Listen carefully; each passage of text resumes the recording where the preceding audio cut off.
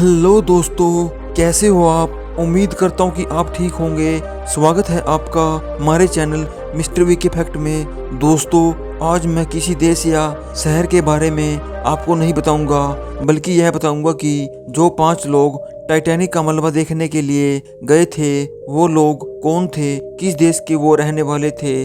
सबसे पहले नाम पाकिस्तानी अरबपति शहजादा दाऊद का आता है। उसके बाद उनके बेटे सुलेमान दाऊद भी उनके साथ थे।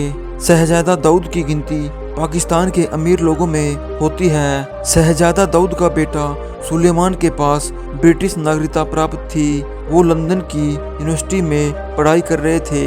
वो भी मलबा देखने के लिए अपने पिता के साथ उस पनडुब्बी में गए थे। तीसरा नाम हामिश हार्डिंग का आता है। हामिश हार्डिंग भी ब्रिटिश कारोबारी था। 58 वर्ष की उम्र में हामिश हार्डिंग भी 5 लोगों के साथ पनडुब्बी में सवार थे। 2017 में हार्डिंग ने अंटार्कटिका वीआईपी पर्यटन कंपनी में काम किया था। हामिश हार्डिंग एक्सन ग्रुप के फाउंडर और इंटरनेशनल विमान ब्रोकरेज कंपनी के चेयरमैन हैं। हामिश हार्डिंग फ्रांस के निवासी हैं। नंबर 4 पर पॉल हेनरी नार्गोलेट है। पॉल हेनरी नार्गोलेट को मिस्टर टाइटैनिक के नाम से भी जाना जाता है। 77 साल के नार्गोलेट पनडुब्बी के सदस्यों में से एक थे। नार्गोलेट ने फ्रांस की नौसेना में 25 वर्षों तक अपनी सेवा की थी। नार्गोलेट को पूरी दुनिया में पानी में गोता लगाने का अनुभव सबसे ज्यादा था। नार्गोलेट समुद्र के खतरनाक रास्तों पर भी गए थे। नार्गोलेट ने समुद्र में टाइटैनिक के मलबे का पता लगाने के लिए 30 बार गोताखोरी की थी। नार्गोलेट ने 5500 से अधिक वस्तुओं को समुद्र से बरामद किया था। नार्गोलेट ने समुद्र से सबसे बड़ा टुकड़ा 20 टन का लिया था। आज यह टुकड़ा लॉस एंजल्स शहर में रखा हुआ है। 5वां नाम है स्टोकटन रस। लापता हुई पनडुब्बी में 5 लोगों में स्टोकटन रस भी शामिल थे।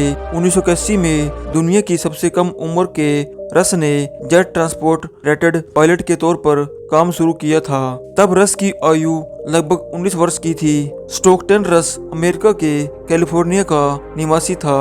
पनडुब्बी को लापता होने के बाद भी पनडुब्बी में 40 घंटे की ही ऑक्सीजन बची हुई थी। 18 जून को सुबह 6 बजे अंटार्कटिका महासागर में पनडुब्बी अपनी यात्रा के दौरान लापता हो गई थी। पनडुब्बी को लापता होने के बाद ही सूचना मिलते ही अमेरिका, कनाडा, इंग्लैंड कई देशों के खोजकर्ताओं ने टीम बनाई और सर्च ऑपरेशन में जुट गई। 4 दिनों तक खोज करने के बाद किसी को भी पनडुब्बी नहीं मिली। सर्च ऑपरेशन को 96 घंटे बीत चुके थे, लेकिन पनडुब्बी में तो सिर्फ पहले ही 4 दिन की ही ऑक्सीजन थी। अब तो वो भी खत्म हो चुकी होगी। जहां 1912 में टाइटैनिक जहाज डूबा था, उसी के आसपास ही पनडुब्बी का भी मलबा मिला है। लेकिन यह नहीं कहा जा सकता कि यह मलबा 18 जून 2023 को लापता हुई पनडुब्बी का मलबा है। हादसे की वजह पनडुब्बी में लगे पुरानी टेक्नोलॉजी को बताया जा रहा है, जिसे पानी में अंदर जाकर काम करना बंद कर दिया होगा। अनुमान यह लगाया जा रहा है कि जब पनडुब्बी पानी में गई होगी तो इस पनडुब्बी ने काम करना बंद कर दिया होगा। कुछ लोगों का मानना है कि पनडुब्बी टाइटैनिक के मलबे में फंस गई होगी। पनडुब्बी के ओनर ने पनडुब्बी में सवार 5 लोगों को सच्चा खोजकर्ता बताया है। दुर्भाग्य से वो 5 अब इस दुनिया में नहीं रहे हैं। पूरे विश्व की संवेदनाएं और दुआएं 5 परिवारों के साथ है। सारा विश्व उनके साथ इस संकट की घड़ी में आगे खड़ा हुआ है। पनडुब्बी से संबंधित सभी सवालों के जवाब तलाशे जा रहे हैं। Thanks for watching. जय हिंद।